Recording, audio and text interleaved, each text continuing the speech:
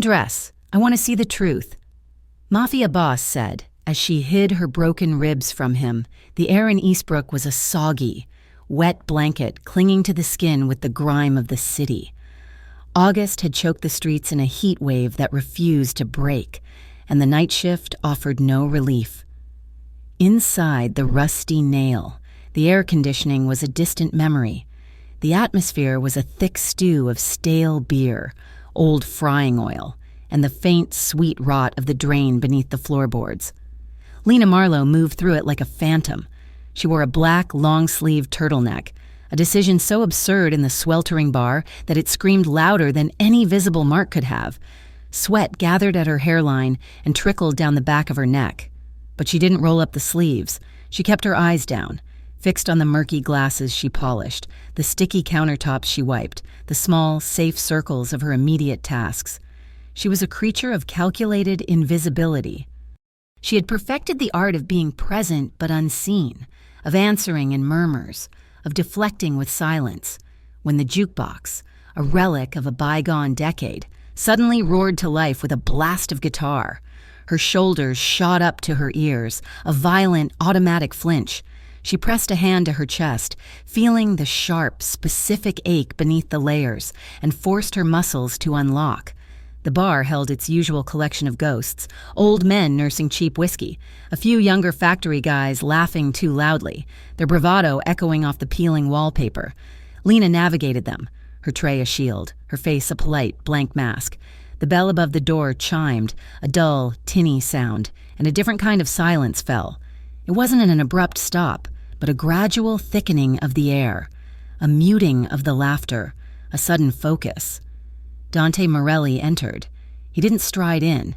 He simply appeared, flanked by two men who were built like bespoke brick walls, their suits as dark and sharp as his. Dante himself was a study in lethal refinement. His suit was a charcoal gray, so fine it seemed to drink the dim light of the bar. He wore no tie, the top button of his white shirt undone, revealing nothing.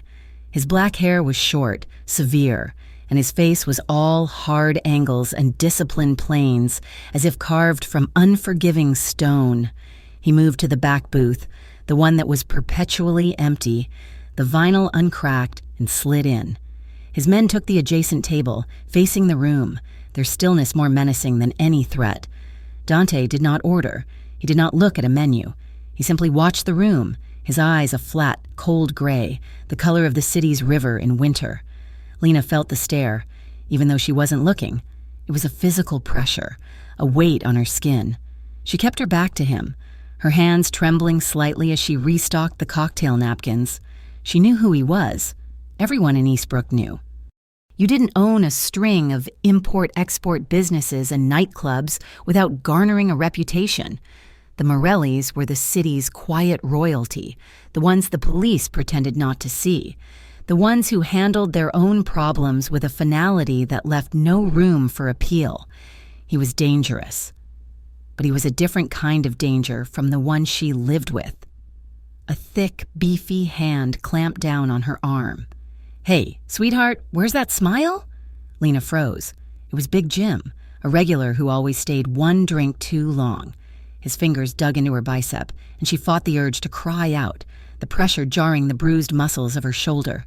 "Please, sir, I have other tables," she whispered, trying to pull away. Her practiced, brittle smile was glued in place. "Ah, come on," he slurred, yanking her closer. Just one smile for old Jim, a real one. Lena's breath hitched. She could feel the heat of his gaze, the unwelcome intimacy of his grip. She was so tired of being touched. And then, the pressure was gone. Big Jim's face had gone pale, his eyes wide, fixed on something over her shoulder. He released her arm so quickly he almost fell off his stool. "Sorry," he mumbled, not to her, but to the air. "My mistake. Just the check." He fumbled in his pocket, threw a wad of cash on the bar, and scrambled out the door. His drink left half full. Lena rubbed her arm, her heart hammering. She turned, slowly. Dante Morelli was watching her.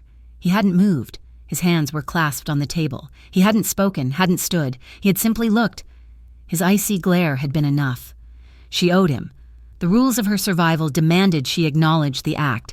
She walked over, her legs feeling like lead. She stopped a few feet from his table, keeping her eyes fixed on the salt shaker. "Thank you." Her voice was barely a whisper. "He won't bother you again." It wasn't a promise.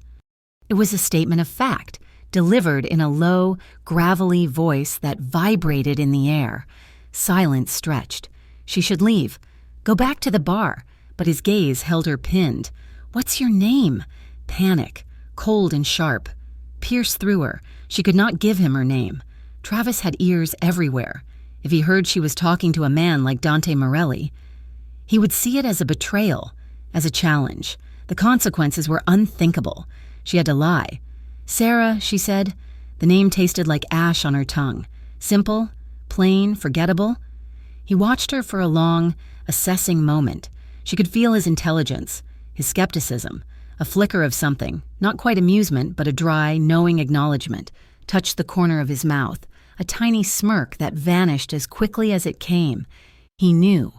"Sarah," he repeated, the name sounding foreign in his mouth. "Good night." It was a dismissal. Lena fled back to the safety of her bar, her back prickling, feeling his eyes on her until the very last second.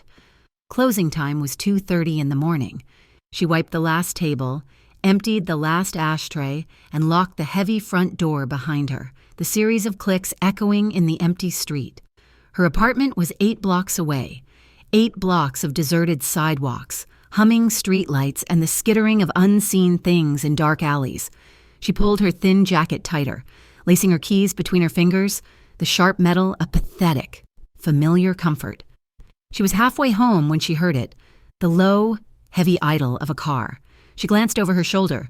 A dark sedan, its headlights off, was cruising slowly, keeping pace with her from across the street. Her heart leaped into her throat, a frantic bird slamming against her ribs. Oh God, oh no.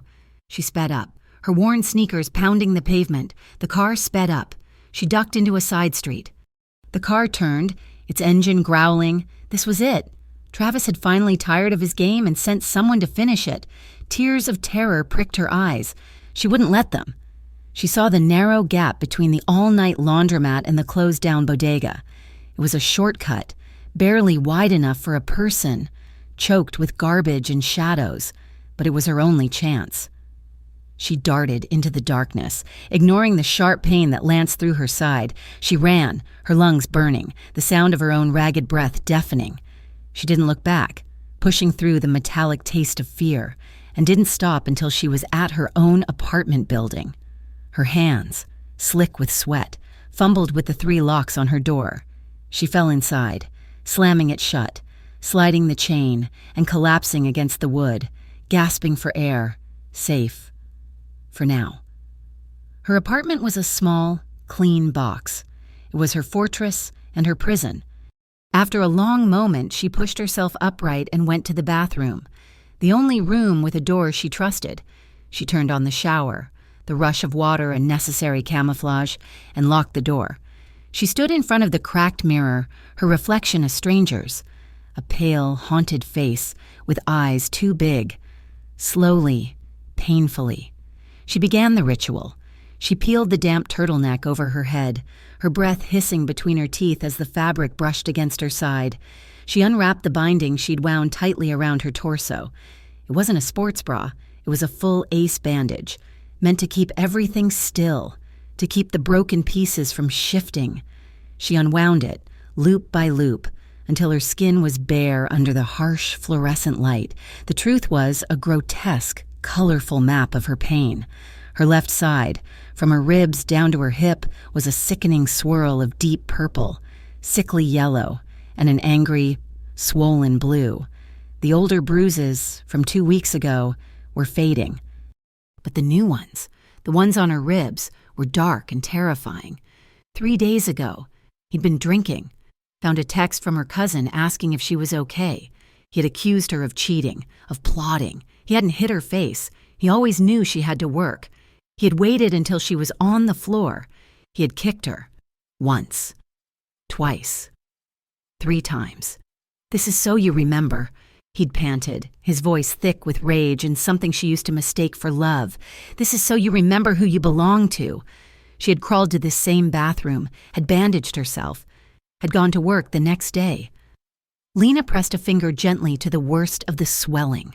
A sharp, searing pain made her gasp, and she leaned against the sink, spots dancing in her vision. Her phone, charging on the sink counter, buzzed, one new voicemail. She didn't need to look. She knew the number, she knew the voice, but she had to listen. Not listening was its own crime, one that carried a heavier sentence. She pressed play. Lena, his voice, Travis's voice, was oily, possessive. I called twice. You think you can just ignore me? You think I don't know what you're doing, working at that trash heap, with those animals staring at you? You're mine. Lena, you forget that. I'll have to remind you. The jealousy was a thick, choking thing. I'll remind you so you never, ever forget again. The line clicked. Lena slid down the wall, her bare back hitting the cold tile, and wrapped her arms around her knees, protecting her broken ribs. She stayed there, shivering in the steam, until the water ran cold. Miles away, a black Bentley glided through the sleeping city, its interior silent as a tomb. Home, boss? Nico asked. His eyes on the road. Dante Morelli stared out the window, the city's dim lights painting fleeting patterns on his stone-still face. The waitress at the bar, he said, his voice low. The one who calls herself Sarah. Nico's eyes met his in the rearview mirror. Yeah, find out who she is. He paused, his gaze tracking a lone figure sleeping in a doorway. And who she's running from. She looks like a ghost. He turned his head, his gray eyes fixing on his driver's. I've seen scared. I've seen hurt. This is different. This is cornered. Find out who cornered her. That night, Lena's fitful sleep was filled with water. It was dark, cold, pulling her down. The filth of Eastbrook's river filled her mouth, her lungs. She was drowning, the weight of her own life too heavy to bear. Her ribs were on fire, each attempt to swim a fresh agony. Then, a hand. It was strong, warm, and it wrapped around her wrist. It didn't yank. It didn't grab. It just held, pulling her up, steady and firm against the crushing weight of the water. She surfaced, gasping, coughing. She looked up at her rescuer. The man was all shadows, a faceless silhouette against a bruised sky. All shadows, except for his eyes. They were gray, cold but not cruel. The color of a winter sky, promising nothing but seeing everything. She woke up with a start, her own name a silent scream on her lips. The next evening, she arrived at the bar an hour early. She needed the money. She needed to pretend everything was normal. The pain in her side was a dull, constant throb, a reminder of what was real. She unlocked the front door, the smell of stale beer washing over her. She froze. He was there. Dante Morelli, sitting in the same back booth, in the dark, as if he had never left. Lena's hand flew to her throat, her fingers brushing the high collar of her fresh turtleneck. Her keys dropped from her other hand, an explosive clatter in the silence. We're not open, she stammered. Not for another hour. He stood, emerging from the shadow. He didn't loom. He simply occupied the space, drawing all the light and air toward him. I know. His voice filled the empty room, leaving no space for her to breathe. He took a step toward her. She took an involuntary step back, her hand fumbling for the doorknob. He stopped, a respectful, calculated 10 feet away. He wasn't a man who moved by accident. Why did you lie about your name? Lena? Not Sarah. Lena. Her blood turned to ice water, her stomach to stone. He knew. He knew her name. How could he know her name? This was Travis. This was a trap. He was working for Travis, or Travis was working for him. It was all the same. She was caught. I don't know what you're talking about, she whispered, her voice trembling. His gray eyes swept over her, taking in the terror, the high-necked shirt, the way she was poised for flight. He didn't move closer. I don't care who you were, he said, his voice softer now, but no less intense, cutting through her panic. I want to know who you are now. Lena's entire body was a shield, her voice. When she finally found it, was thin and brittle. "I have to open the bar. Please, I have work to do." She expected him to push, to threaten, to use the knowledge of her real name as leverage. Men in her life, starting with Travis, always wanted something. They used what they knew to break pieces off you. Dante Morelli simply inclined his head. "The lights," he said, gesturing to the main breaker. "You should turn them on." He went back to his booth and sat. He didn't order. He didn't speak. He just watched her, a silent, unsettling guardian in the gloom. Lena fumbled with her keys, her hands shaking so hard it took 3 tries to unlock the cash register. She flipped the switches, and the bars dim. Amber lights flickered to life, illuminating the dust motes dancing in the air.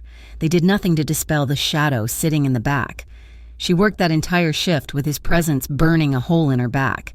He stayed for 3 hours, drank a single cup of black coffee, and left.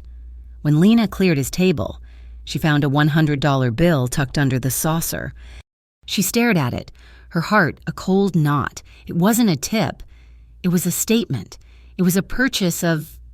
what? Information, her? She tried to refuse his help, though he had not explicitly offered any. She told herself his interest was dangerous, that he was a predator, just like Travis, only with better suits and a quieter voice. But a traitorous part of her couldn't stop thinking about what he'd said. "I want to know who you are now." It echoed in her head, a strange counter-rhythm to Travis's constant, grinding, "You're mine." Travis defined her by his ownership. This new, cold man had, in one sentence, acknowledged her as a person separate from her past. He was the only man who had ever made her feel seen without laying a single finger on her. Travis saw her as a possession to be used and broken. The drunks at the bar saw her as a pair of legs and a tray. Dante Morelli. He looked at her like he was reading a complicated, coded message, and he was patient enough to decipher it. His visits became a pattern. He came in every other night, always after 10, always taking the back booth. He never flirted. He never tried to make small talk or asked her to sit. He just nursed a coffee or a short glass of whiskey and watched. His men, his shadows, sat nearby, their presence a silent, armored perimeter, and he tipped, the $100 bills piled up. Lena put them in a separate envelope under her mattress, untouched. It felt like blood money, but she didn't know whose. She tried to avoid him. She sent the other waitress, a young, gum-snapping girl named Chloe, to his table. Chloe would return, flushed and flustered. "He's creepy. Lena," she'd whisper, fanning herself. "He just stares. And when I brought his drink, he just looked at me and said, 'Send the other one.' I mean, rude, but God, that tip." Lena would sigh, pick up her tray, and walk into the lion's den, her ribs aching with every step. The watching. That was the worst part. It wasn't a lecherous stare. It was an assessment. He watched the way she flinched when the cook dropped a pan. He watched the way her hands trembled when she counted change. He watched the way her smile was a thin, brittle thing she wore like armor. He was waiting. She didn't know for what, but the patience unnerved her more than any advance would have. Then, the night came when her 2 worlds collided. It was a Tuesday, usually slow, but the bar was half full. Lena was rushing, her side screaming in protest, a fresh, sharp pain from where she'd stumbled on the broken sidewalk that morning. The front door slammed open, banging against the wall, and the entire bar went quiet.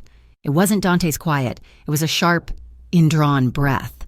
Travis stood there, his police-issued jacket unzipped over a stained T-shirt, his face flushed with whiskey and rage, his eyes small and mean, scanned the room and locked onto her. "Lena!" he bellowed, and the name was a whip crack. Lena froze, a glass mid-polish in her hand. She felt the blood drain from her face, leaving her skin cold and clammy. "Travis," she said, her voice a dead thing. "You shouldn't be here." "I shouldn't be here?" He laughed, a harsh, ugly sound, and stalked toward the bar. Patrons hunched over their drinks, suddenly fascinated by the labels on their beer bottles. "I go where I want, and you? You're talking to people you shouldn't be." He reached the bar. His smell, stale booze, sweat, and an acrid metallic tang of fury washing over her. "What's this I hear?" he sneered, his voice dropping to a menacing growl. "You been talking to Italians, Lena? You think that's smart? You think some Guinea gangster is gonna save you?" He was close now, leaning over the bar, trapping her against the back counter. "It's just customers." "Travis, I'm a waitress," she said, her voice shaking, her eyes pleading with him. "Not here. Please. Not here. Don't you lie to me." He slammed his fist on the bar, and the glasses rattled. "You're mine. You think I let my property talk to—" He looked up, and for the first time, he saw the back booth. He saw Dante Morelli sitting in the shadows, watching them with a profound, reptilian stillness. Travis's face purpled. It was a territorial challenge he couldn't ignore. "You!" he yelled, pointing a thick finger at Dante. "You like my girl? You like my sloppy seconds?" Dante didn't move. He didn't blink. Travis, enraged by the lack of reaction, turned his fury back to the easier target. He lunged, his hand hooking around Lena's arm, and yanked her hard against the wooden lip of the bar. "Get in the back," he hissed, his fingers digging in, bruising. "We're leaving." "Travis, no, I'm working," she cried, the pain in her arm eclipsed by the agonizing pressure on her ribs as they were crushed against the bar. She tasted bile, the world graying at the edges. "Now—" She pretended to stumble, using the moment to regain her footing, to put on the mask. Okay, she said, her voice falsely bright, placating. "Just let me get my purse. I'll be right out." She manufactured a laugh, a high, tinkling sound of pure terror. "You're always so impatient." Travis stared at her, his eyes narrowed, searching for the lie. But this was a dance they'd done 1,000 times. He liked the performance of control. He grunted, releasing her arm, shoving her slightly. 5 minutes, or I come in and drag you out." He straightened his jacket, shot one last, hate-filled glare at Dante, and stormed out the front door, letting it slam shut. The bar was deathly silent. Lena stood, trembling, rubbing her arm, her entire body a single, vibrating nerve of pain and humiliation. She kept her eyes down, her hair falling forward to hide her face. Dante Morelli watched her for a 10 count. He saw the imprint of fingers on her arm. He saw the sheen of sweat on her forehead. He saw the superhuman effort it took for her to unclench her fists and pick up the rags she had dropped. He stood, dropped a 20 on the table for his coffee, and walked out. He and his men were gone. He had done nothing. The drive back to his penthouse was silent. Nico drove, his eyes checking the rearview mirror, waiting. Finally, Dante spoke, his voice a low, lethal hum, devoid of all emotion. "The man who was here, the one who touched her." "Travis Miller," Nico supplied instantly. "Eastbrook PD, thinks he's a big shot. Sloppy, drinks, likes to use his hands. We've been observing." Dante looked at his reflection in the tinted window, the city's lights blurred across his cold face. "No badge protects a man like that from me," he said, the words as final as a eulogy. "I want everything on him, every complaint that was buried, every witness who was scared off, every dollar he took. I want his whole dirty life on my desk." He turned to Nico, his gray eyes flat and hard as diamonds. "And do it quietly. She's a deer in a snare. We make one loud noise, and she'll break her own neck trying to get away." Lena felt like she was suffocating. She started avoiding Dante. When his car pulled up, she'd hide in the kitchen or the restroom. She couldn't face the questions in his eyes. She couldn't bear his quiet, assessing pity. She knew Travis was watching. His calls became more frequent, his texts a constant, buzzing threat in her pocket. He knew about the tips from Dante. He had eyes everywhere. He demanded the money. Lena lied and said she'd spent it on rent. The lie earned her a slew of new, vile threats. One night after her shift, she was digging in her purse for her keys, and her fingers brushed against something small, plastic and cold, stuck to the bottom lining. She pulled it out. It was a small, black square, no bigger than a quarter, with a magnetic back, a GPS tracker. She dropped it as if it were a spider. Her breath came in short, sharp gasps. He had been tracking her. For how long? He knew. He knew every step she took. from the bar to her apartment, from her apartment to the grocery store. He knew she hadn't been anywhere else. But she could have. And he would have known that, too. The violation was absolute. It was a digital leash, a way to keep her chained even when he wasn't there. She looked at the small, black square, and all she could see was his face, his smile. She flushed it down the toilet, her hand shaking, but it didn't matter. The message had been sent. You can never leave.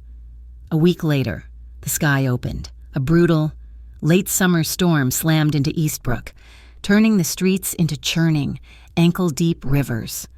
The wind howled, rattling the windows of the Rusty Nail, and by closing time, the city was a dark, flooded mess. You ain't walking in this, Lena. Her boss, a kind, tired man named Sal, said, It's a hurricane out there. Let me call you a cab. No, Sal, I'm fine. It's just water, she lied, forcing a smile. A cab was a luxury, one that would be reported back to Travis, one that would imply she had extra money she was hiding. She wrapped her thin jacket around herself, a pathetic defense, and stepped out into the deluge. The water was cold, instantly soaking through her worn-out sneakers, plastering her jeans to her legs. The wind tore at her, a physical blow. She put her head down and walked, one foot in front of the other, the pain in her ribs, which had been a dull ache, sharpened with every cold, gasping breath. 4 blocks from home, her body gave out, the cold, the exhaustion, the pain, the constant grinding fear. It all crested at once. Her vision tunneled, her knees buckled. She didn't fall gracefully. She collapsed, a marionette with her strings cut, landing on her hands and knees in the gutter. The filthy, rushing water splashing her face. She tried to get up, but she couldn't. She had nothing left. She was so tired. She knelt there, the rain plastering her hair to her skull, and for the first time in years, she just stopped. Headlights, high and bright, cut through the rain, blinding her. They stopped, and a car door opened and slammed. She heard the heavy, sure footsteps splashing toward her. A long, black wool coat entered her field of vision. "Get up," a low voice commanded. She looked up. Rain streamed down her face, into her open mouth. Dante Morelli stood over her, a man carved from the storm itself. He wasn't even wet, as if the rain was afraid to touch him. "I can't," she whispered. He didn't offer a hand. He didn't coo or console. He simply bent down, slid one arm under her back and the other under her knees, and lifted her as if she weighed nothing. The motion was so sudden, so fluid, that a scream of agony tore from her throat as her broken ribs were jostled. She arched in his arms, her vision flashing white. His grip tightened, his body tensing at her scream. "Hospital," he bit out, striding toward the sleek black car idling at the curb. "No," she gasped, grabbing the lapel of his coat, her voice a desperate, terrified plea. "No hospital, please, God, no. He'll find me. He checks. He has friends. No hospital." Dante paused, his hand on the car door, the rain sluicing off his face. He looked down at her panicked, pleading eyes. He saw the truth there, the raw, animal terror that went beyond just being hurt. "Please," she sobbed, the fight finally gone, her head falling against his chest. "Just not there, anywhere but there." He held her for a long, still moment, the storm raging around them. Then, without a word, he put her in the passenger seat, stalked around the car, and got in the driver's seat. Nico was, for once, not present. The car was silent, warm, and smelled of leather and something clean and metallic. Lena shivered, leaving a puddle on the fine leather seat. He didn't drive her home. He drove past her neighborhood, past the rotting heart of Eastbrook, and up into the hills, where the houses became fortresses, hidden behind gates and trees. He pulled into a subterranean garage, and the world went silent and dry. He came around, opened her door, and simply waited, shaking, humiliated. She used the door to pull herself to her feet. He didn't touch her. He just walked to an elevator, and she followed. A wet, broken stray. His penthouse was empty. It was vast, a cavern of glass, steel, and dark wood, with a view of the entire storm-lashed city below. But it was sterile. There were no photos, no clutter, Just lines, space, and a silence so profound it rang in her ears. "The guest bathroom is through there," he said, pointing. "There are clothes. Leave yours outside the door. I'll have them. Taken care of." He walked away, toward the wall of glass, leaving her alone. The bathroom was bigger than her entire apartment. It was all black marble and chrome. She locked the door, a reflex, and stared at herself in the mirror. She was a ghost, a drowned rat. Her hair was matted, her face chalk white, her lips blue. Her eyes were just dark, empty holes. She realized, like a victim. With trembling, numb fingers, she peeled off her wet clothes, the denim of her jeans a heavy, cold skin. She left them in a pathetic pile by the door. She turned on the hot shower and stood under the scalding spray, her body shaking in violent, uncontrollable tremors. She washed the grime of the street, the smell of Travis, the humiliation of the collapse, off her skin. When she got out, she saw the clothes he'd left on the counter, a pair of soft gray sweatpants and a thick black t-shirt. They were his. She pulled them on, the soft cotton a shocking comfort. The shirt hung to her knees, the sweatpants ridiculously long. She rolled them up, and then she saw her side. The fall in the street had done new damage. The bruising was darker, angrier, the swelling more pronounced. A new, sharp pain radiated from just under her breast. It was worse. It was much worse. In her purse, which he must have retrieved from the gutter. She found her small tin of ointment. She opened it, her hands shaking so badly she could barely get the lid off. She dipped her fingers in and began to apply it, her breath hissing, her face contorting in a mask of pain. She was so focused on the ritual, on the pain, on the simple animal act of tending to her own wounds, that she didn't hear him. A soft knock on the door made her jump, a small cry escaping her lips. "Lena?" His voice was low, muffled by the heavy wood. "There's food ready. You can eat or you can sleep. The room across the hall is yours." He paused, and his next words were clearer, more deliberate, as if he knew she was standing right against the door. "No one touches you here." That night, she couldn't sleep. The bed was too soft, the room too quiet. She lay there, listening to the rain on the glass, her ribs a galaxy of pain. She slipped out of the room, her bare feet silent on the cold marble floor. The apartment was dark, the city lights below a distant, glittering carpet. She found him in the kitchen. He was standing in the dark, looking out the window, a glass of whiskey in his hand, and he was just a silhouette, broad-shouldered and still. He knew she was there, but he didn't turn. "You can't sleep either," he stated. It wasn't a question. "No," she whispered, pulling the collar of his t-shirt up to her chin. They stood in the dark, two solitary figures, the silence stretching, filled only by the fading storm. Finally. He turned his head, his profile sharp against the city lights. He asked the question that had been hanging in the air since the moment he'd found her in the bar. "What did he do to you?" Lena's throat closed. She wrapped her arms around her own waist, a protective, familiar gesture. Her voice was a ragged, broken thing. "You don't want to know." He turned his body fully to face her, his gray eyes unreadable in the dark, but she could feel their intensity. "You're wrong," he said. His voice so soft it was almost a whisper, but it cut through all her defenses, all her lies. "I want to know everything. I want to know everything." The words hung in the vast, silent darkness of the kitchen, a stark contrast to the chaos of her life. Lena stared at him, at this man who was a living shadow, and for the first time, she did not see a threat. She saw an anchor. She saw the faceless man with the gray eyes who had pulled her from the water in her dream. She did not tell him everything. Not then. She could not. The story was a poison she was terrified to pass on. But she whispered, "He's a cop." Dante's expression did not change, but the stillness in him became something heavier, something metallic and cold. He knew. She realized. He had known, or at least suspected.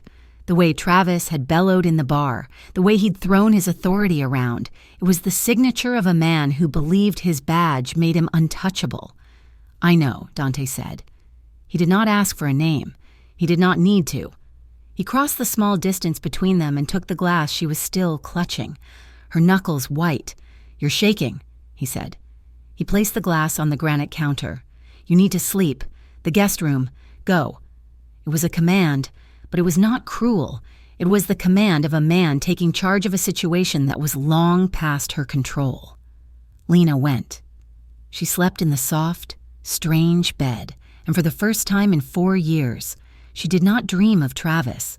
She did not dream of drowning. She dreamed of nothing at all. She stayed for 3 days. The storm was the excuse. The roads were flooded, her building's power was out, but the real reason was the silence. Dante's penthouse was a fortress, not just of steel and glass, but of quiet. Here, the world was held at bay. Dante was a ghost. He would be gone when she woke. The only sign of his presence, a fresh pot of coffee brewing in the kitchen. She would find food in the refrigerator, things she hadn't eaten in years, fresh fruit, real bread, cartons of orange juice. She ate. At first, like a bird. Small, frightened bites, but hunger, once acknowledged, became a ravenous thing. She was starving, and not just for food. She ate. She ate more. The t-shirt he'd given her was clean, along with a few other identical ones and pairs of sweatpants, left folded outside her door while she showered. She lived in his borrowed clothes, which smelled of expensive detergent and nothing else. They smelled of safety. On the 3rd morning, the sun finally broke through the clouds. She found him on the balcony. It was a vast terrace that wrapped around the building, the wind cold and clean, high above the city's grime. He was in a dark suit, no tie, holding a small cup of espresso. She hesitated, a creature of the shadows, feeling the sunlight on her skin like a physical touch. She was still wearing his black t-shirt and gray sweatpants, her hair a wild, tangled mess from sleep, her feet bare on the cold stone. He heard her, or sensed her, and turned. His gray eyes swept over her, taking in the messy hair, the bare feet, the shirt that hung off her thin frame. A strange, unreadable emotion flickered in their depths. "Coffee?" he asked, his voice low. She nodded, wrapping her arms around her middle, a reflexive gesture of protection, though the ache in her ribs had dulled to a deep, persistent throb. He retrieved a mug, poured her a cup from a thermal carafe, and handed it to her. Their fingers brushed. His were warm, his touch calloused and dry. An electric jolt, small but sharp, shot up her arm. She flinched, pulling her hand back too quickly, and coffee sloshed over the rim. "I'm sorry," she whispered, mortified. "It's just coffee, Lena." He took the mug from her, his grip steadying hers, and guided it back into her hands. "Drink." They stood there, side by side, looking out over Eastbrook. The city looked almost beautiful from this height, the river a silver ribbon, the scars of the streets invisible. A passionate, unspoken tension brewed between them. It was a thick, heavy thing, made of his silence, her fear, and a terrifying, magnetic pull she could not name. He was so still. He was the stillest person she had ever met. Travis was all motion and noise, a constant explosion of needs and rages. Dante was contained. A singularity. She shivered in the wind. He turned to her. "You should go back," he said. Her heart plummeted. It was over, the safety, the quiet, the food. He was kicking her out. "Oh, yes. Of course. I'll get my—" "No," he interrupted, his voice edged with an unfamiliar impatience. "You should go back to sleep. You're exhausted, but I can't keep you here. Lena, not like this. He'll escalate. He'll escalate anyway," she said, the words out before she could stop them. "He'll see my absence as a crime. It doesn't matter what I do." He looked at her, his gaze sharp. "Then I'll take you home." Home was a cruel joke. He drove her in the black Bentley, the same car she had collapsed in front of. The streets were clear now, the city returning to its grimy, broken self. He pulled up a block from her apartment, the car's engine a deep, purring thrum. "I'll have Nico watch the building," he said. It wasn't a question. "You don't have to." "Yes," he said. "I do." She opened the door, but hesitated.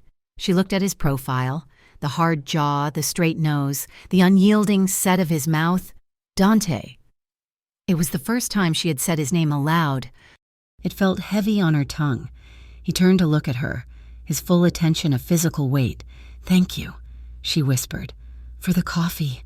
For everything." He nodded once. She got out, and the car did not move until she had rounded the corner. She felt his eyes on her.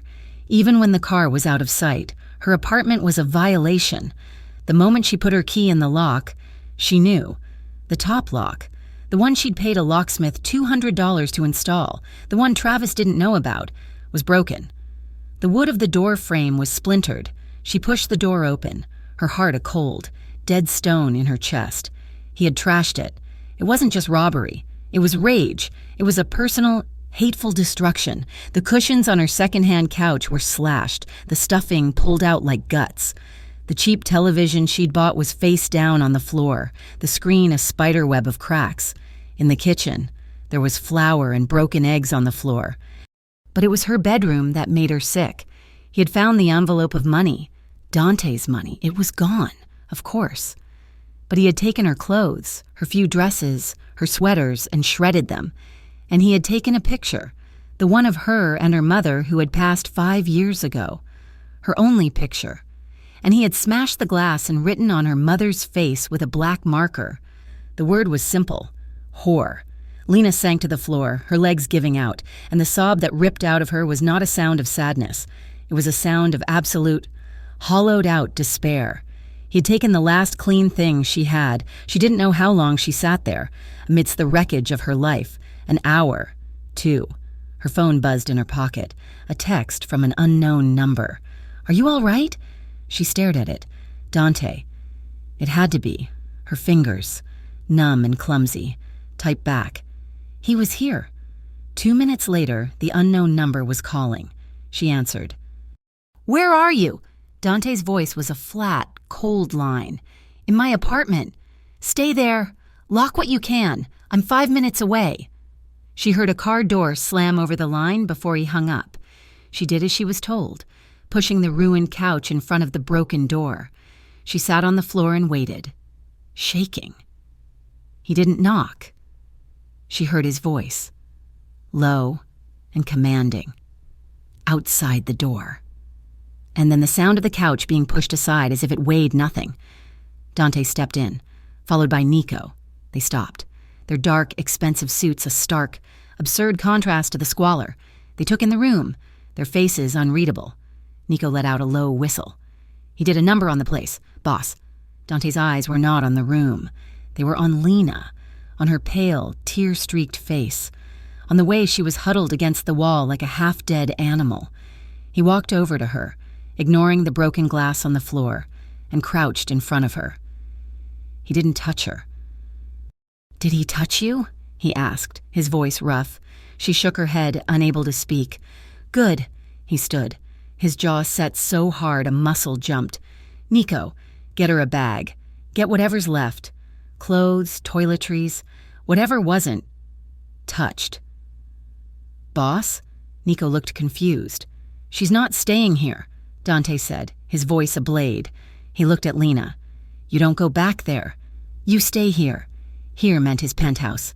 "No," Lena said, finding her voice, a raw, ragged thing. "No, Dante, you don't understand. This is what he does. If I run to you, he'll come after you. He'll use his badge. Let him," Dante said, his voice flat.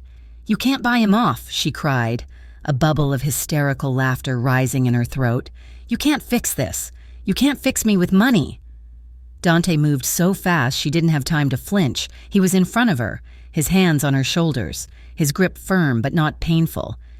He forced her to look at him, his gray eyes burning into hers. "I'm not trying to fix you," he said, his voice a low, fierce growl that vibrated through her. "I'm not trying to buy him. I'm trying to keep you breathing." His words hit her harder than a slap. "I'm trying to keep you breathing." The fight drained out of her, leaving her limp. He was right. She was not living. She was just breathing. Barely. "Okay," she whispered. They were back in the penthouse. It was night. The city lights glittered below, a cold, beautiful galaxy. Nico had dropped them off and disappeared. Lena stood in the center of the vast living room, holding the single duffel bag that contained the salvaged, non-ruined pieces of her life. She was still wearing the same clothes she'd had on that morning. She was a refugee, a piece of floating debris that had washed up on his clean, marble shore. The silence was deafening. He was standing by the window, his back to her, a glass of whiskey in his hand. He was waiting for her to break, or to run, or to speak. She did none of those things. She was just empty. "He won't stop," she said, her voice dead. "You've claimed me. Now." In his head, "This is a game to you, maybe. But to him, it's war. He will burn me to the ground to make sure you can't have me." Dante turned slowly. His face was a mask of shadows and cold, controlled anger. "He has already," he said, "burned you to the ground." He crossed the room, his steps silent. He stopped in front of her, so close she could feel the heat radiating from his body. He smelled of whiskey and something clean, like soap and cold air. "This man," he said, his voice a low, dangerous vibration. "He thinks he has power. He thinks his badge and his fists make him a king. But he is an insect. Lena." He reached out, his hand moving slowly, as if not to spook her. He didn't touch her face. He didn't touch her hair. His fingers, warm and calloused, brushed the side of her body, just above her hip, over the thin cotton of her shirt. It was an absent, almost territorial gesture, a grazing touch as he leaned in.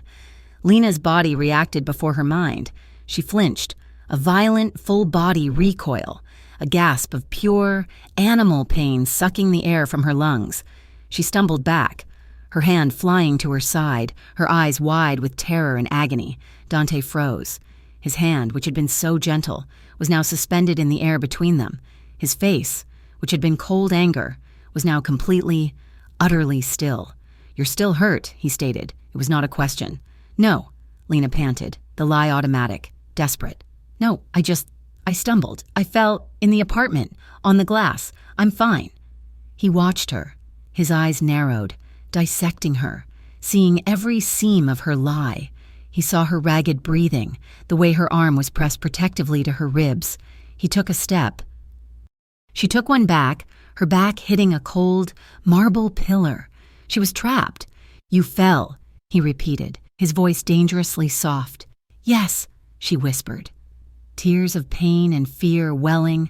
"Please, Dante, I'm just tired. I need to—" "You're a bad liar, Lena." He was in front of her now, his body blocking the light, his presence all-encompassing. He lifted his hand, and she squeezed her eyes shut, bracing for a blow. His touch was so gentle it was almost an absence of touch. His warm, calloused fingers cupped her jaw, tilting her face up to his. Her skin screamed at the contact, so unused to a touch that wasn't violence. "Look at me," he commanded, his voice a rough whisper. She opened her eyes. His were inches from hers, gray and stormy, filled with a terrible, consuming fire she could not name. "Undress," he said, the words cutting through the silence. "What?" she choked. "Your shirt," he clarified, his thumb brushing her cheekbone, his voice raw. "I want to see the truth." "No, please, Dante, no. Don't ask me to do that." The humiliation, the shame. It was too much. "I am not him," he said, his voice breaking on the words. "I am not asking to own you. I'm asking to see what he did." His eyes held hers. "I need to see the truth, Lena. I need to know." Shaking, her whole body was a single, violent tremor. He was not him. He was not Travis. But this request, it was the ultimate surrender. It was letting him see the ugly, broken, secret parts she had kept hidden under layers of turtlenecks and bandages. He did not rush her. He just waited, his hands still cupping her jaw, his gaze unwavering. Slowly, her hands, which felt like they belonged to someone else, moved to the hem of her t-shirt. They fumbled, the fabric twisting. He let her go, his hands falling to his sides, giving her the space. With a ragged, broken sob, she grabbed the hem of the shirt and pulled it up, over her head, and threw it to the floor. She stood before him, bare from the waist up, save for her cheap, worn bra and the crude, white ace bandage she had wrapped, tighter and tighter every day, around her torso. Dante's reaction was silent, but it was more violent than any scream. He made a sound, a choked, strangled noise in the back of his throat, his entire body tensed, as if taking a physical blow. His hands, which had been so steady, clenched into fists at his sides, and she could see them trembling. His face went pale, a stark, gray-white, and his eyes were stricken. He stared at the bandage, at the angry, purple, black, and yellow bruises that peeked out from above and below it, at the map of her suffering, written on her skin. "Who did this?" he whispered, his voice unrecognizable, a hollow, shattered thing. And when? That was it. The question. The simple, awful question. The dam broke. The walls she had lived behind, the ones she had built of lies and bandages and silence, they didn't just crack, they evaporated. She broke. A wail, a sound she didn't know she was capable of making, tore from her throat, and she fell. He caught her. He lunged forward, his arms wrapping around her, pulling her against his hard, warm chest. He crushed her to him, his hand tangling in her hair, holding her head to his shoulder as if he could physically hold the broken pieces of her together. She cried, she wept, she sobbed. She ugly cried into the fine wool of his suit jacket. All the years of terror, all the pain, all the humiliation, all the silent screams pouring out of her. She clung to him, her fists grabbing his suit, her body shaking so violently she thought she might come apart, and he just held her. He didn't shush her. He didn't pat her back. He held her. He held her as if she were the most precious, breakable thing in the world, and he was the only thing keeping her from shattering. He murmured into her hair, his voice thick, his words a low, rhythmic balm. "It's okay. You're safe. I have you. You're safe now. No more lies. No more hiding. I have you." He held her for a long time, until the storm of her sobs subsided into ragged, gasping breaths. He did not let her go. He eased his grip, one hand still tangled in her hair, the other sliding to her back, his palm a warm, steady pressure. "Let's get this off," he said softly, his fingers finding the metal clip of the bandage. She nodded, her face still buried in his chest. He unwrapped her, his movements gentle, clinical, but his hands were still shaking. The bandage fell to the floor. Joining her shirt, he held her at arm's length, just enough to look. He didn't flinch this time. He just looked. He traced the outline of the worst bruise, the one on her ribs, his finger hovering an inch above her skin, not daring to touch, as if he could feel the heat of the injury. "He kicked you," he stated, his voice dead. She nodded, tears streaming silently down her face. "3 weeks ago, and again, I think one is broken." Dante closed his eyes, his jaw working. When he opened them, they were full of a cold, clear, lethal fire. He lifted his gaze from her wounds to her eyes. "He will never," he said, his voice a vow, "put his hands on you again." He bent his head, and his mouth covered hers. It was not a kiss of pity. It was not a kiss of lust. It was a claiming. It was a promise. It was gentle, so achingly gentle, his lips soft, hesitant, as if he were afraid he might break her. But underneath, she could feel a restrained hunger, a deep, coiled intensity that matched the fire in his eyes. It was a kiss that said, "You are mine to protect." She gasped into his mouth, her hands, which had been clinging to his suit, sliding up, her fingers tangling in his short, dark hair. She kissed him back. She kissed him with all the desperation, all the fear, all the tiny, starved hope that she had. She kissed him with the truth. He deepened the kiss, his mouth slanting over hers, his arm a steel band around her waist, pulling her flush against him, her bare skin against his suit. It was a kiss that sealed a pact. He broke away, just barely, his forehead resting against hers, his breath a warm puff against her lips. They were both breathing hard.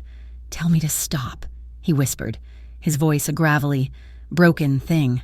Lena looked into his gray, stormy eyes, the eyes of the man who had pulled her from the water, the man who had seen her truth and not looked away. "Don't you dare," she whispered back. He did not kiss her again. Not that night. After her confession, after he had held her while she fell apart, he had lifted her.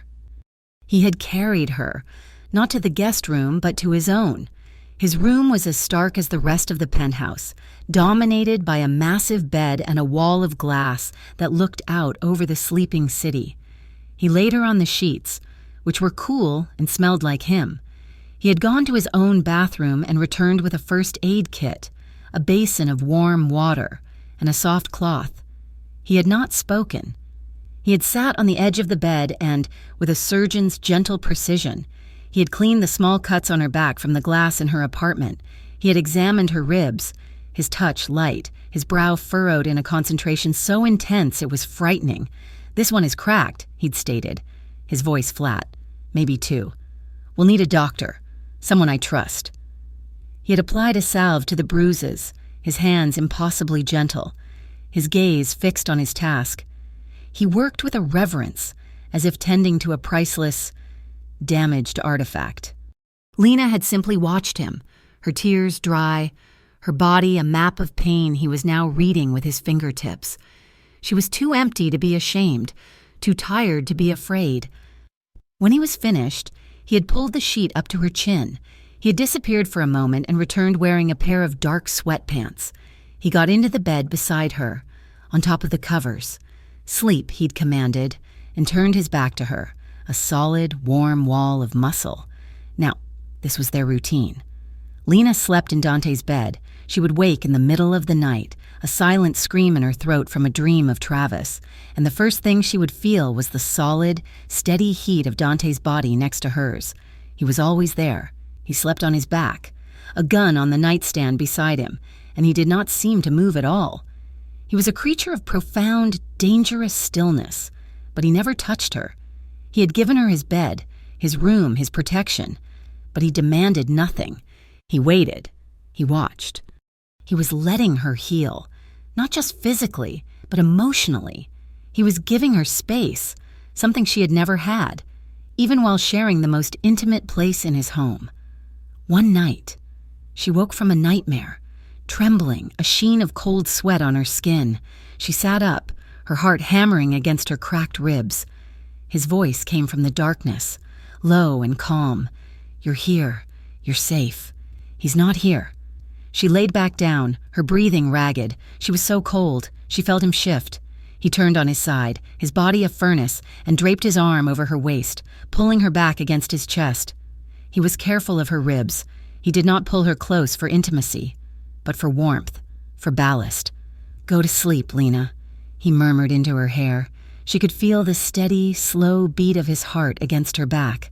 "You don't," she whispered, her voice thick. "You don't have to want anything." His arm tightened, just slightly. His voice was a low rumble in her ear, and it sent a shiver through her that had nothing to do with fear. "When it happens, you'll beg for it. Until then," he whispered, his breath warming her neck, "I'll just keep you warm." And she slept. She slept without dreaming, anchored by his weight, his scent, and his impossible, terrifying patience. The days in the penthouse were quiet. Dante had a doctor, an older, grim-faced man who looked like he had seen too much. Come to the apartment, he had confirmed it. 2 cracked ribs, 1 fractured. He taped her side, gave her pain medication that made her head fuzzy, and told her not to move. So she existed in Dante's world. She wore his clothes. She ate the food his housekeeper, a silent woman who looked terrified of Dante and intrigued by Lena, prepared. She read his books, which were surprisingly old and well-worn volumes of history and philosophy. She was a prisoner in a gilded cage, but for the first time in her life, she was safe from the wolf at the door. The wolf, however, had not forgotten her. The call came on a Tuesday, from a number she didn't recognize. She had been cleared to walk and was standing on the balcony, feeling the weak autumn sun on her face. "Lena? Is that you? Sweetheart." Her blood ran cold. "Sal? How did you get this number?" "The man who hired you." Sal, her old boss from the Rusty Nail, said. He sounded tired. "He left it. Said if I ever needed to reach you for an emergency." "Lena, what's going on?" Sal, I gotta let you go, kid. I'm sorry, I really am. You're a hard worker, but I can't have this filth in my establishment. Filth? Sal, what are you talking about? He sighed, a heavy, static-filled sound. He came by. The cop, Travis, he showed me things. Lena, pictures. Lena's stomach dropped into her shoes. The penthouse, the city, the sky, it all tilted, the photos. The ones he'd taken when they first got together, back when she trusted him, back when she'd been stupid and in what she thought was love, private photos. Photos she had begged him to delete, and he had sworn he had. He showed them to you? She whispered, her voice hollow. And he put one up, Sal said, his voice thick with disgust. On the bulletin board in the back, the staff board. I tore it down, of course. But Chloe saw it, and Lena, I'm running a family place. I can't have cops coming in, flashing dirty pictures, making trouble. I understand, she said. The words tasted like ash. I'm sorry, kid, I really am. Don't come back here. He's watching the place. He's unhinged. The line clicked. Lena stood there, the phone in her hand, until it slipped from her numb fingers and clattered onto the stone. He had done it. He had finally done it. He had taken her last shred of dignity, her job, her small, pathetic place in the world, and he had soiled it. He had made her into what he always said she was. When Dante came home that night, he found her in the living room, in the dark, staring at the city lights. You're not in bed, he said. He sounded pleased. The doctor said walking is good. He flicked on a low lamp, and his face changed. He saw her expression. What's wrong? I quit my job, she said, her voice flat. He frowned, unbuttoning his suit jacket. Good. You weren't going back there anyway. He walked to the bar, pouring himself his usual whiskey. I'll take care of Sal. He was a good man. He deserves a severance for his trouble.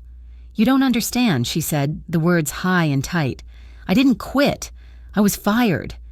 He stopped, the glass halfway to his mouth. Fired for what? For not showing up?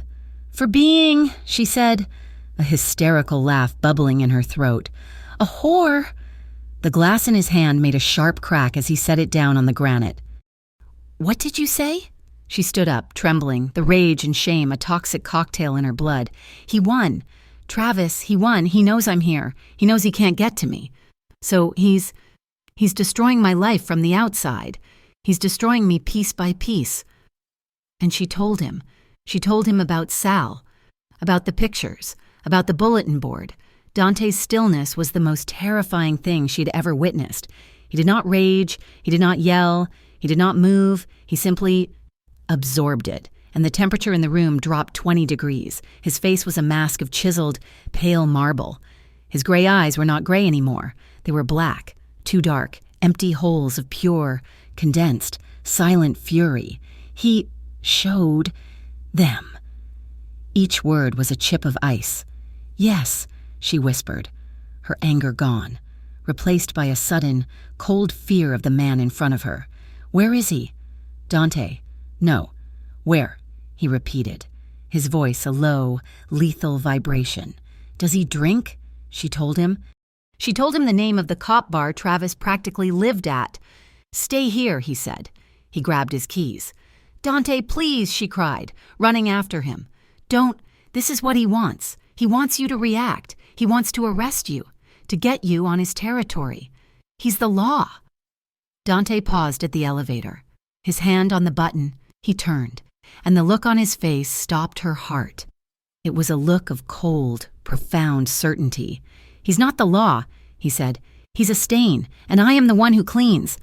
The elevator doors opened, and he was gone. The parking lot of the Crying Shame was slick with a recent rain, the puddles reflecting the flickering neon sign. Travis Miller stumbled out, laughing at a joke his partner had told. He fumbled for his keys, his blood warm with whiskey and satisfaction.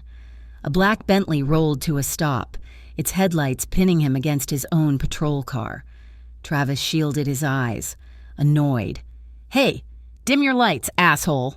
2 men got out. Nico, who stayed by the car, and Dante Morelli, who walked into the beams of light, his expensive suit and calm demeanor a complete, bizarre contrast to the setting. Travis's heart gave a jolt. He recognized him from the bar, the Italian.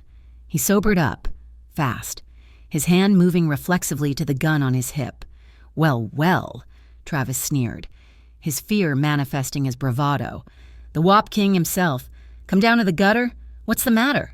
Your little whore run dry? Dante stopped 10 feet away. He did not react. He just looked at Travis, his gray eyes flat and dead. I know what you did, Dante said. His voice was quiet, conversational, but it carried in the damp night air. Travis's smile faltered. I do a lot of things. I'm a busy man. You showed a man named Sal photos, Dante continued, his voice as calm as a priest's. Private photos of a woman you have been terrorizing, a woman who is now under my protection. The words hung in the air. Under my protection. It was a declaration. Travis laughed, a high-pitched, ugly sound. Protection? Is that what you call it? I call it pimping. Look, you little guinea thug, he said, stepping forward, his chest puffed out. You're just a criminal. You're a joke. I am the law. He jabbed a finger at his own chest, at the badge hidden under his jacket. You see this? This means I can do whatever I want. And you can't touch me. You're a thug, and I'm the law. Dante smiled. It was the most terrifying thing Travis had ever seen. It was not a smile of humor. It was the smile of a wolf, baring its teeth. You're right, Dante said, his voice still soft. You are the law, and I am just a thug. He turned, as if to leave. But the law, he said, looking over his shoulder, is so easily broken. He got back in the car. The Bentley's engine purred, and it glided away, leaving Travis alone in the sudden darkness, his heart hammering with an unfamiliar, cold emotion, fear. Back at the penthouse, Lena was packing. She had made a decision. Dante's words echoed in her head. I am the one who cleans. He was going to kill Travis, or be killed, or be arrested. He was going to war for her. And she had spent her entire life watching a man use his badge as a weapon. Travis would win. He would claim self-defense. He would call Dante a mob boss, a stalker, and he would use Lena's reputation to bury him. She would not be the reason Dante Morelli, the only man who had ever shown her a shred of kindness without a price tag, was destroyed. She found a pen and a piece of his heavy, cream-colored stationery. Dante, she wrote, her hands shaking. You can't win this. He's the law, and I'm the trash he uses to bait the trap. I won't let you be caught. I won't let him destroy you, too.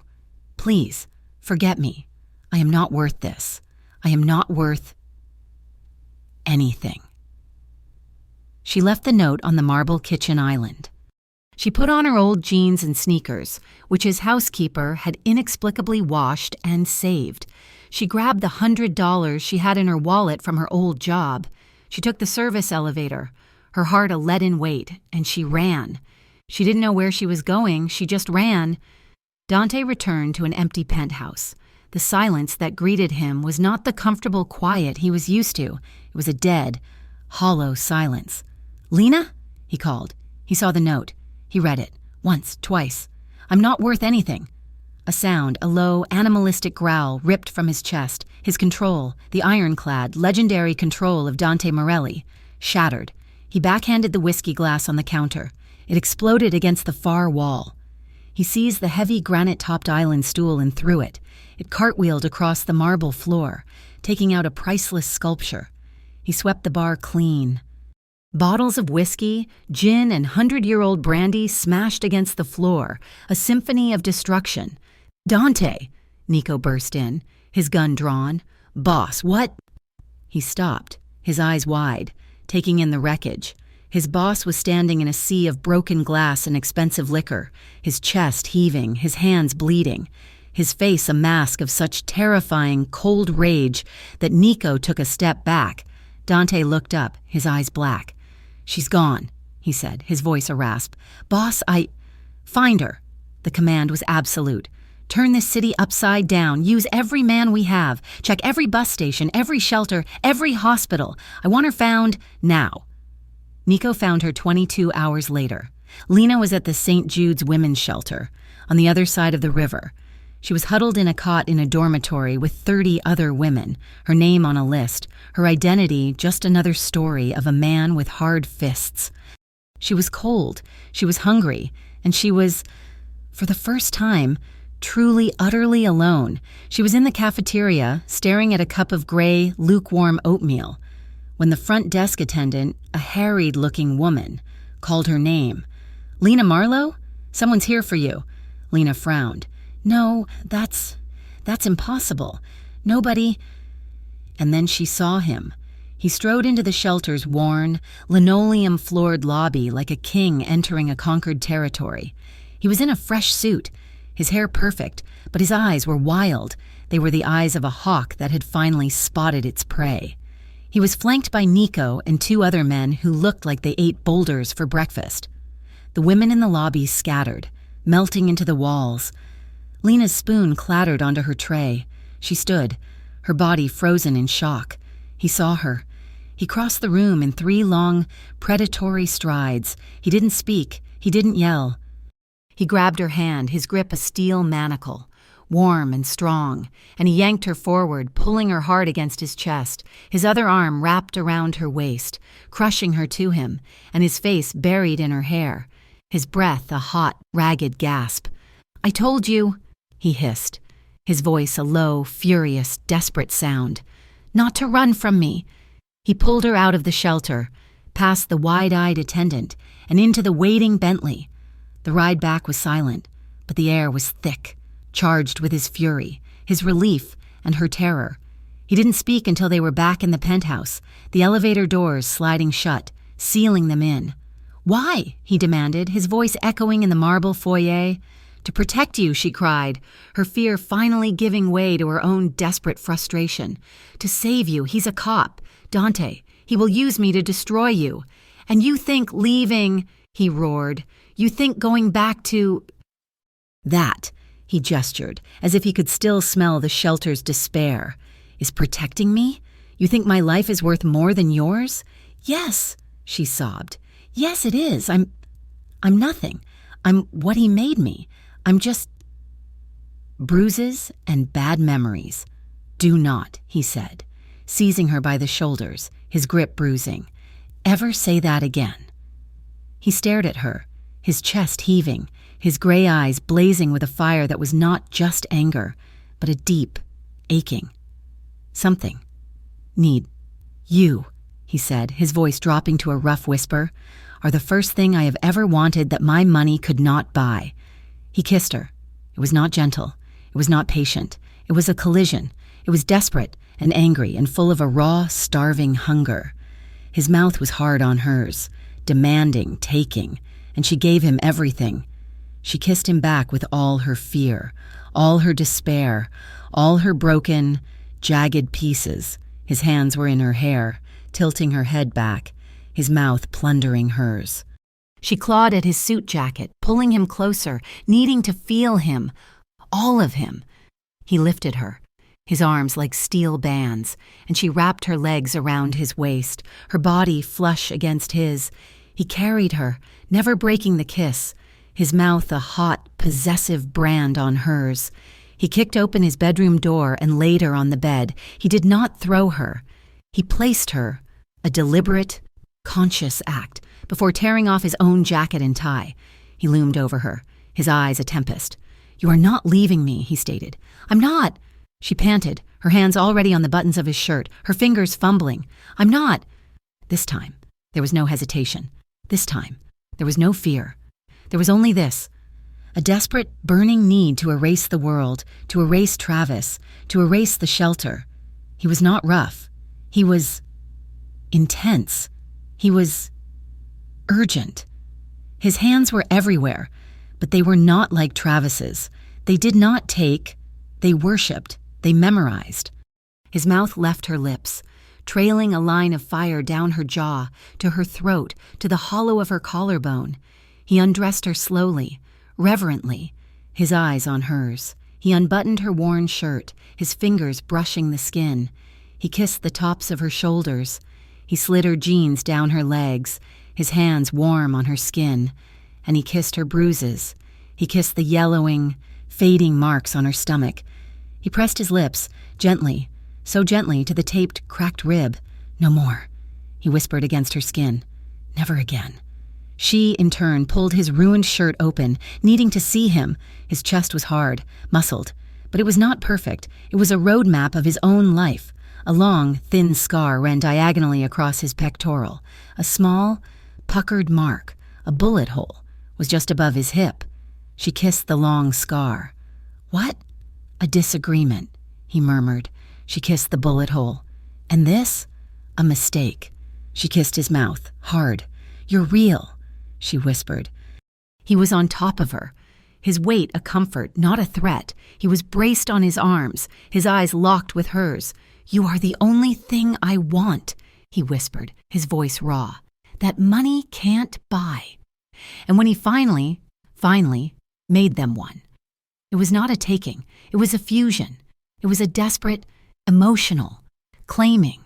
It was her, surrendering to trust. It was him, surrendering to tenderness. It was intense, and it was emotional, and it was the first true, healing breath she had taken in a decade. After, they lay tangled in the sheets, the city lights their only witness. Her head was on his chest, her hand flat over his heart, feeling its steady, strong beat.